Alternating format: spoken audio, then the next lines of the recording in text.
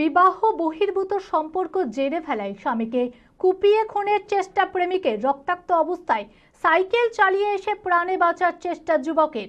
মঙ্গলবার ভর সন্ধ্যায় এই ঘটনাকে কেন্দ্র করে রীতিমতো চাঞ্চল্য ছড়িয়ে পড়ে জিয়াগঞ্জ বাসস্ট্যান্ড সংলগ্ন এলাকায়।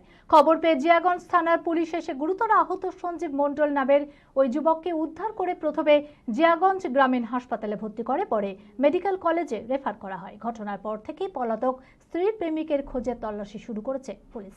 মানসিক স্বাস্থ্যের জন্য সবার আগে যে নামটি মনে ভেসে ওঠে সুস্থ মনের ঠিকানা মনোবীক্ষণ। যোগাযোগ নাম্বার 7477799516। জানা গিয়েছে সঞ্জিত মণ্ডল আগে পরিযায়ী শ্রমিকের কাজ করত। বাবার মৃত্যুর পর গ্রামে ফিরে বাবার সবজির ব্যবসা করত সে। এরপরে স্ত্রী বিবাহ বহির্ভূত সম্পর্কের কথা জানতে পারে সঞ্জিত। নিজেরই মাসি শাশুড়ির ছেলের সঙ্গে সঞ্জিতের স্ত্রীর সম্পর্ক তৈরি হয়। মঙ্গলবার সন্ধ্যায় মাসি শাশুড়ির ছেলে অর্থাৎ স্ত্রীর প্রেমিক মদ্যপানের জন্য সঞ্জিতকে ডেকে নিয়ে যায়। এরপরেই তাকে একা পেয়ে ধারালো অস্ত্র দিয়ে এলোপাথারি কোপায় বলে অভিযোগ। প্রাণে বাঁচতে কোনো প্রকারে একটা সাইকেল চালিয়ে রক্তাক্ত অবস্থায় পালিয়ে আসে সঞ্জিত।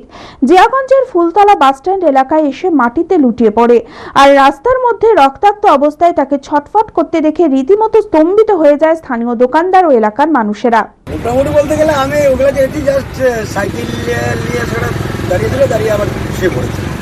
মানে সাইকেল নিয়ে কোথাও থেকে এলো? হ্যাঁ। ওই অবস্থাতে কি কাটা ছিল? হ্যাঁ, ওই রকমই অবস্থায় ছিল। এবার এখান থেকে আমি ওটা দেখছি শুয়ে পড়েছে। খবর পেয়ে জিয়াগঞ্জ থানার পুলিশ এসে তাকে উদ্ধার করে প্রথমে জিয়াগঞ্জ গ্রামীণ হাসপাতালে ভর্তি করে। অবস্থার অবনতি হওয়ায় পরে মুর্শিদাবাদ মেডিকেল কলেজ ও হাসপাতালে রেফার করা হয়। ঘটনার পর থেকেই পলাতক স্ত্রীর প্রেমিকের খোঁজে তল্লাশি শুরু করেছে পুলিশ। আমি এখানে দোকান থেকে তাকিয়ে দেখছি ও আমাকে ডাকছেই সারা করে গেলাম, কারণ জল লাগছে, কারণ জল খাওয়ালে যদি আর কিছু হয়, কারণ তুই দাঁড়া, পুলিশকে ফোন করছি, সেটা কাছে ফোন করালাম।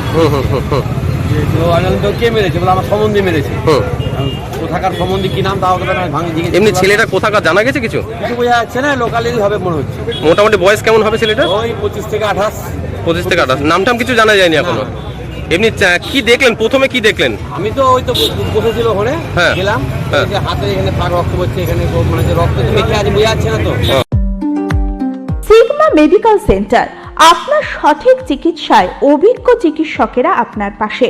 সোমবার থেকে শনিবার প্রতিদিন এখানে বসছেন অভিজ্ঞ জেনারেল ও ল্যাপ্রোস্কোপিক সার্জন ডক্টর জামশেদ মোল্লা।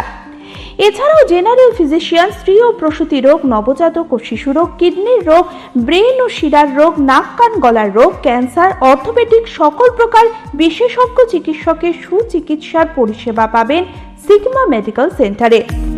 অ্যাডভান্স প্যাথোলজিতে রক্ত পরীক্ষা, digital x ray, USG, echocardiography, uroflowmetry, NCV, EMG, VEP, BERA পরীক্ষা করা হয়।